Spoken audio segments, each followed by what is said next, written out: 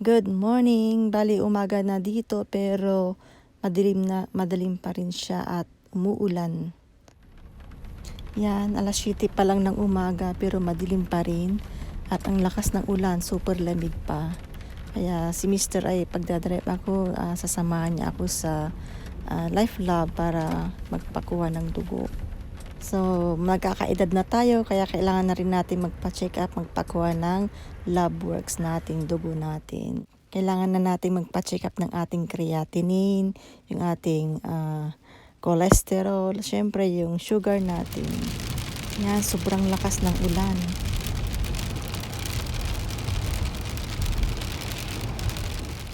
Yan, malapit lang naman tayo, so 10 minutes drive lang. Mayroong mas malapit sa amin kaya lang hindi ako nagpa-book. Kaya dito kasi sa pinuntahan namin ay walk-in pwede. Anytime kahit wala kang appointment, wala kang booking. Yan. Open sila weekdays 7:30 ng umaga at during Saturday, Sunday ay alas 7 ng umaga. Kaya very accessible and convenient.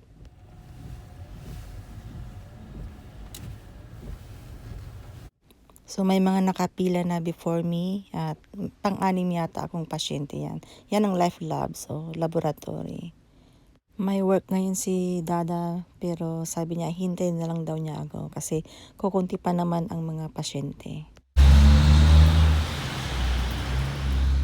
Yan, may mga nakapila na. Sarado pa siya, few minutes pa bago mag-open. Pero may mga nakapila na pasyente.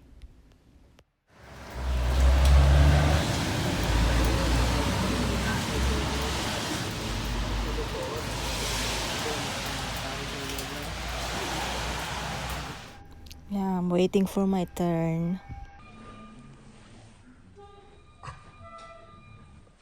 Yan, pumasok na ako sa cubicle number 2. Hihintayin ko lang yung mag-a-assist sa akin.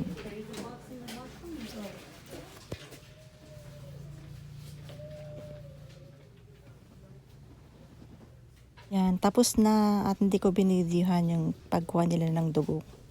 Hindi marunong yung kumuha kasi hindi niya nakuha kaagad yung dugo ng isang braso ko. Kaya sa isang braso ulit, bali 2 braso ang kinuhanan niya ng dugo. Yan, may record din akong uihi. Kailangan ko rin ng urine sample. Ayan no, left and right na braso. Buti na lang hindi ako takot sa karayom. Kaya okay lang sa akin na kinuhanan ako sa kabila. Yan, hindi niya nakuha dyan. Kaya kinuhanan ako dun sa left side. Usually mga Filipino ang nandito pero ngayong araw na to mga naka-duty ay ibang lahi. Ang kumuha sa akin ay Indian kaya ay naku sobrang hindi siya marunong, 2 braso ang kinuhanan niya ng dugo. Yung una walang nakuhang dugo, yung pangalawa mayroon. Kaya iba pa rin pag Pilipino talaga. Maano sila, mabilis silang kumilos tapos talagang maasahan. Hindi tayo nagiging racist pero yun lang naman talaga observation namin dito. At ang kagandahan dito sa Canada ay free ang pagpapamedical. Pag nasa hospital ka, na admit ka, free lahat doon, kahit mga gamot. Pero pag na-discharge ka na, bibilhin mo na yung gamot mo. Pero pag meron kang extended insurance, medical insurance ay yung insurance magbabayad. So, yan ang kagandahan dito sa Canada. At ito ay free rin ito, wala kaming bayad. Ito yung ID na ipipresent namin pag kami ay nagpa-check up. So, every province ay iba-ibang patakaran. So, every province meron silang ID. At syempre, always bring with you your doctor's requisition letter. So yan, tapos na ako. Si Dada naman ay pumunta ng Starbucks para magkape. Pero hindi rin niya naubos yung kape kasi tapos na ako. Yan, nagbayad pa siya ng Starbucks, kamahal. Yan, hindi na niya inubos kasi nilagay sa mug, hindi niya nilagay sa cup na disposable.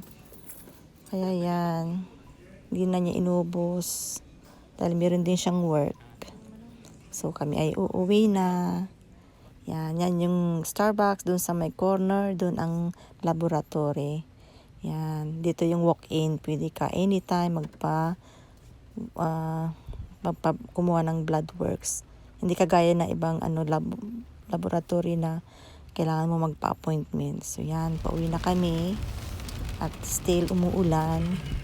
And after that, si daddy ay mag-work at ihatid niya muna si Abel sa kanyang school. So ganito sa Vancouver, sabi nila rain cover instead na Vancouver kasi laging umuulan.